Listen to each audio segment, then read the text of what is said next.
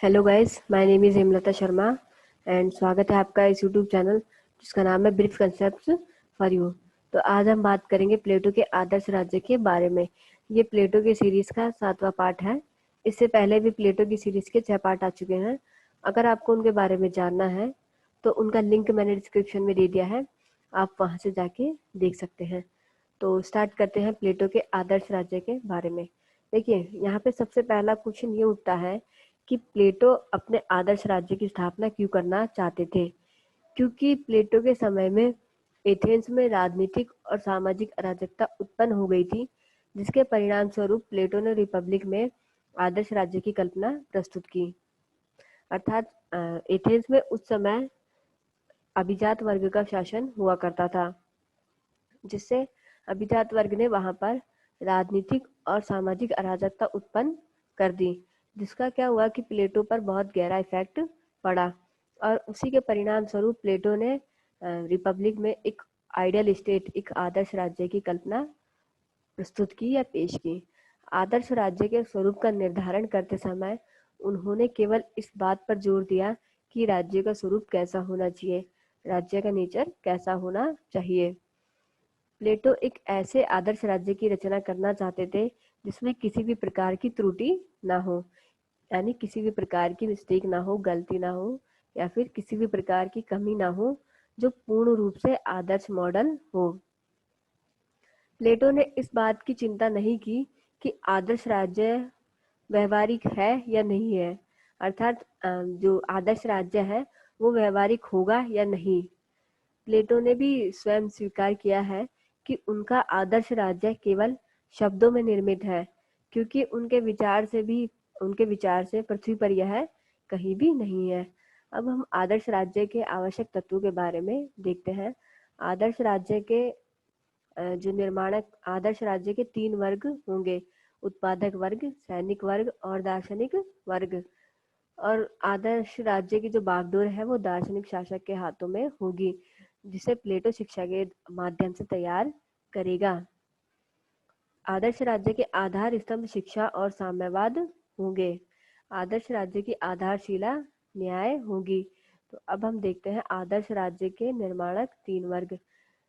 प्लेटो के आदर्श राज्य का निर्माण 3 वर्गों से होता है: उत्पादक वर्ग, सैनिक वर्ग और दार्शनिक वर्ग, जो कि मानव की आत्मा के तीनों गुणों इच्छा, साहस, विवेक का प्रतिनिधित्व करता है।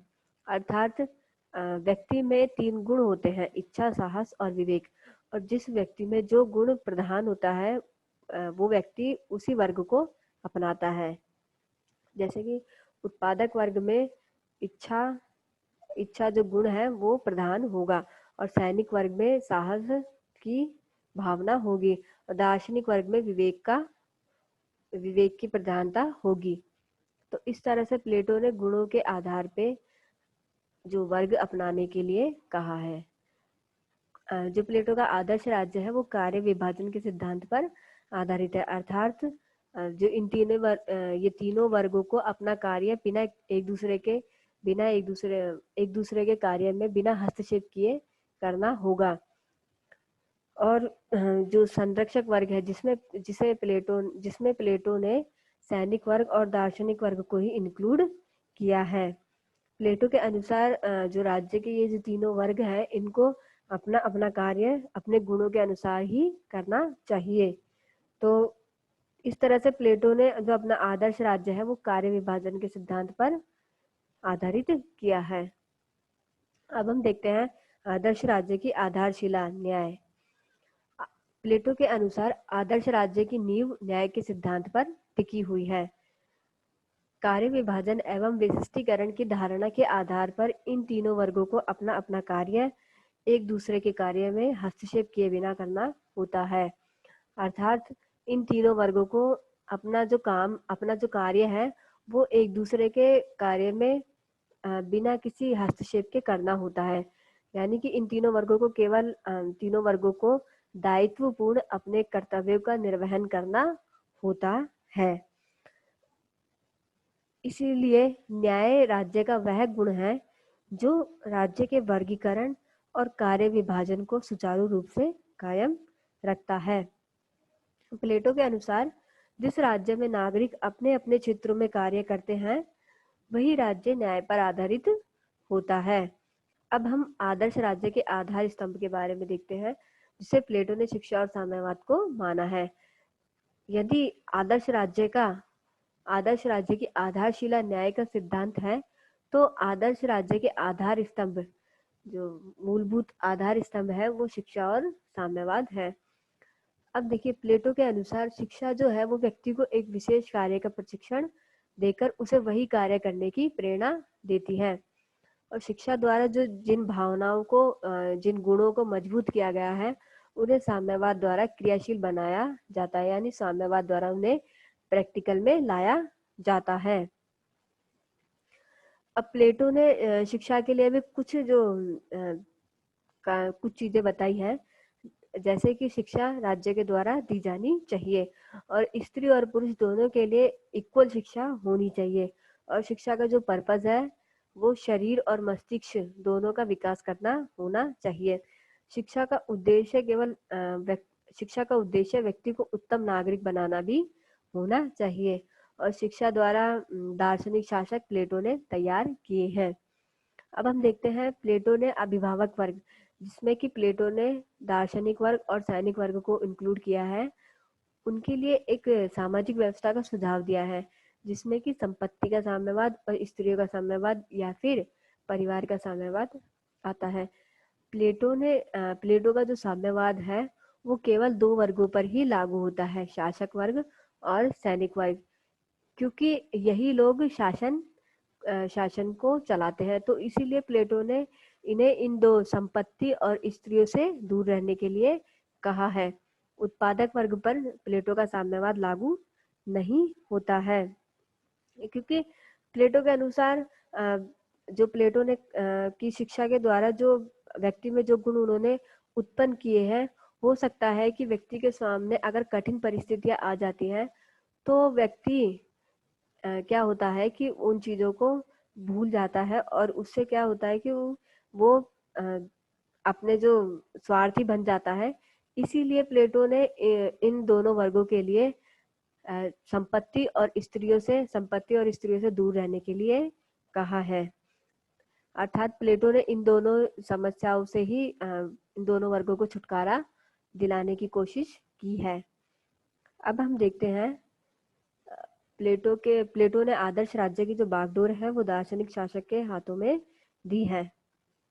प्लेटो के अनुसार दार्शनिक शासक शिक्षित, साहसी और ज्ञानी होते हैं। प्लेटो दार्शनिक शासक को विवेक का प्रेमी और नगर का सच्चा तथा अच्छा संरक्षक मानता है। देखो, प्लेटो के अनुसार क्या है कि जो बुद्धिमान व्यक्ति है वो ही, उसी के हाथों में शासन होना चाहिए।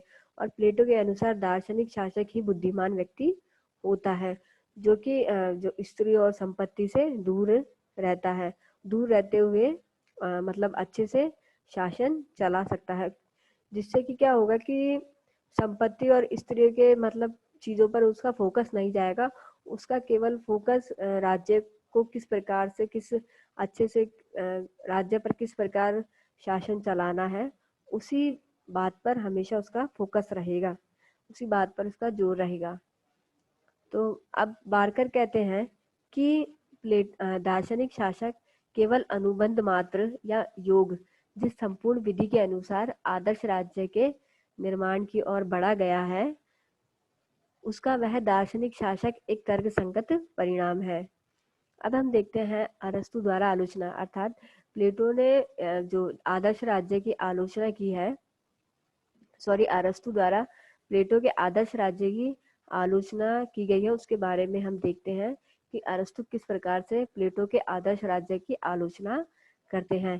देखिए, प्लेटो उन्होंने अपनी जो संतानों को अपनी माताओं से अलग करके मातृत्व भावना की उपेक्षा की है, यानी अर्थात कोई भी माता यह नहीं चाहेगी कि उसकी संतान उससे दूर रहे। तो इस तरह से प्लेटो ने मातृत्व भावना की उपेक्षा की है।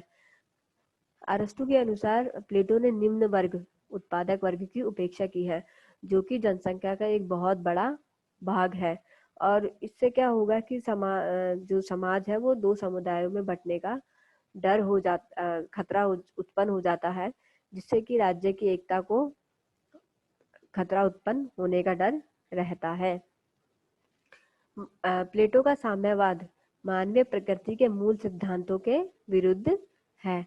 अब कोई भी पुरुष है जो वो अपनी पत्नी को अन्य पुरुषों के साथ बांटकर संतुष्ट नहीं होगा, क्योंकि जो पुरुष है उनमें ईर्ष्या की भावना का बहुत ही कम अनुमान लगाया जा सकता है। और प्लेटो ने ऐसा नहीं सोचा कि जो पुरुष है वो अपनी पत्नी को अन्य पुरुषों के साथ बांटकर संतुष्ट होगा। तो इस तरह से अरस्तु ने प्लेटो के आदर्श राज्य के बारे में आलोचना की है। अब हम देखते हैं प्लेटो के आदर्श राज्य के महत्व के बारे में। देखिए, राज्य में सुशासन और व्यवस्था उत्पन्न करने के लिए आदर्श राज्य की रूपरेखा। प्लेटो ने स्टेट में सुशासन और व्यवस्था को बनाए रखने के लिए एक आदर्श राज्य, एक आइडियल स्टेट की रूपरेखा एक प्रस्तुत की है। प्लेटो प्रथम आदर्शवादी विचारक है जिसने आदर्शवादिता के आधार पर वास्तविकता में सुधार करने की बात कही।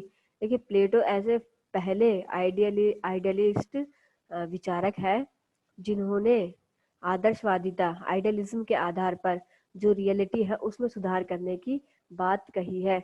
इससे पहले किसी ने भी इस प्रकार की कोई भी बात नहीं कही है। प्लेटो ने आदर्श के चित्रण में एक ऐसा प्रतीक खड़ा किया गया कि जैसा कि वास्तव में राज्य को होना चाहिए, यानी कि अर्थात प्लेटो ने आदर्श के चित्रण है उसमें एक ऐसा प्रतीक, एक ऐसा जो इमेज खड़ा करने की कोशिश की है कि राज्य को रियल में कैसा होना चाहिए।